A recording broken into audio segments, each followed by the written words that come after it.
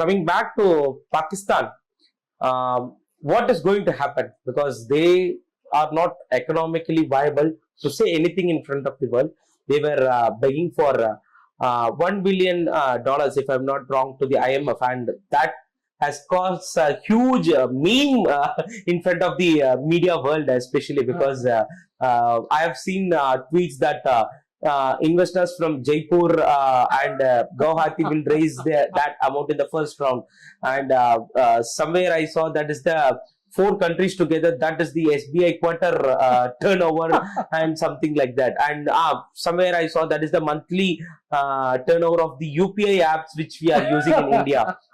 What made them? Because I think IMF did funded them also. That is funding terror, we can directly say. And in what ways they are viable or they can prove themselves to the world? I'll come to that and you tell about that. Then we'll talk about the Baluch as well as the ongoing problems which is there. What's now left for Pakistan? See, if I'm to give you a macro view of how Pakistan operates, it is like management by crisis model. It cannot exist if there is no crisis. So the governance ensures that there is continuous crisis for the people.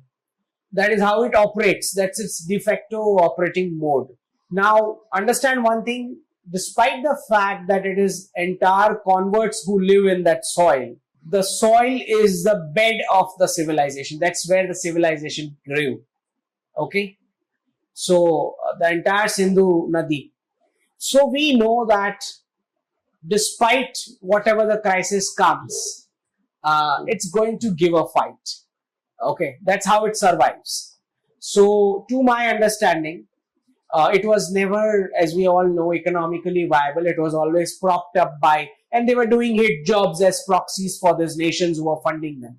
Now what happens is, Europe itself is moving towards a crusade in the next decade. And they have had first-hand experience of what radicalism means. In each of their nations, be it Germany, be it France, be it UK, London, you have seen almost moving towards becoming a terror hub. So, the Western nations now have complete idea about what radicalism is and what I'm talking about the masses. The governments always knew because they were funding Pakistan. Now the masses also know. So now what happens is a lot of channels of support are cancelled for the Pakistan army. Okay, and the army has been into business.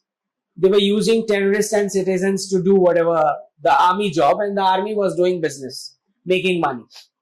Okay. So now as soon as a crisis comes, it's like they are going to push the terrorists and the people to face the Indian forces. This is their strategy. And the army runs away. That's what exactly happens.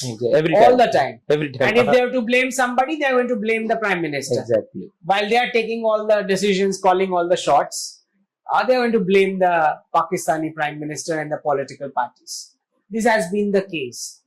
This time what happened is, the masses have now realized the consequences of what a real war looks like. And they've seen Balakot, they've seen surgical strikes, now they have seen this.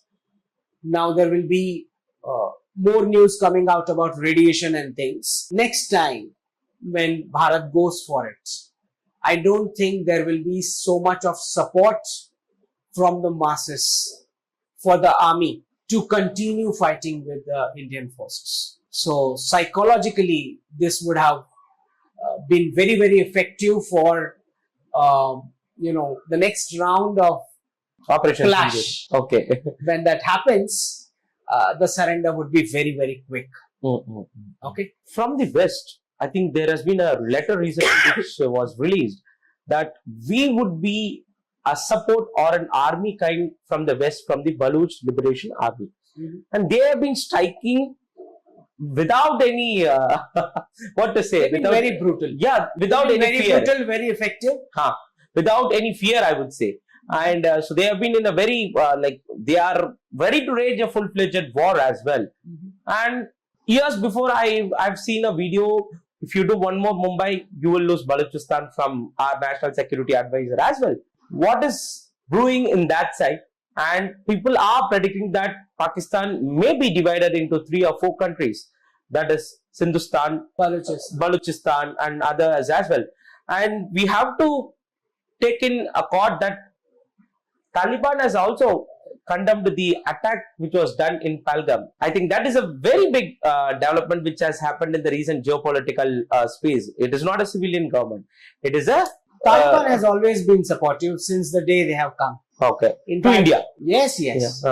They've Okay. been our very strong partner Okay. in the sense that even when the Americans were leaving Afghanistan, Indians were the only size of people, chunk of people who were the safest and the most respected in that evacuation process. When everybody else were running, they had safety issues.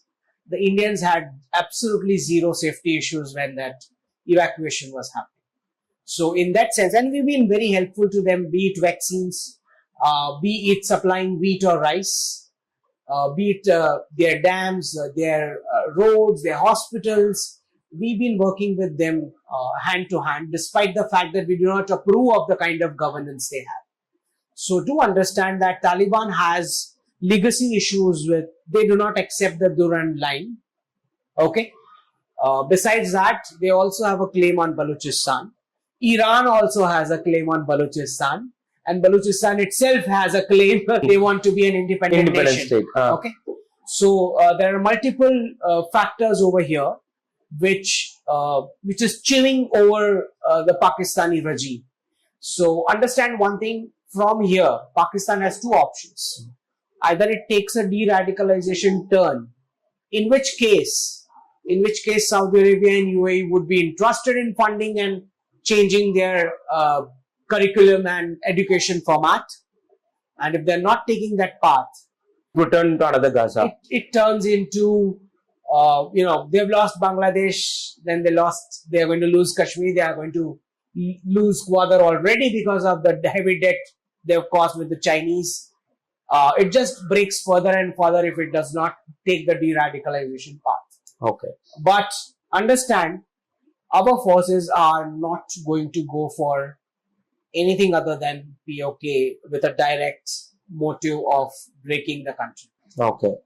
So yeah, when we get the POK, then it is breaking the country as well. We'll do just for the POK because that's our official legal position, that this is our illegally occupied territory. Oh. So as far as Baluchistan or other areas are concerned, we could be giving all other sorts of help to those who are aggrieved in that region. Okay. That's maximum that we can do. Okay. So be it wheat, be it rice, be it vaccines, be it buying some toys, we'll go for that. But Understood. we are not sending our boots on ground for any of these breaking of further paths within Pakistan.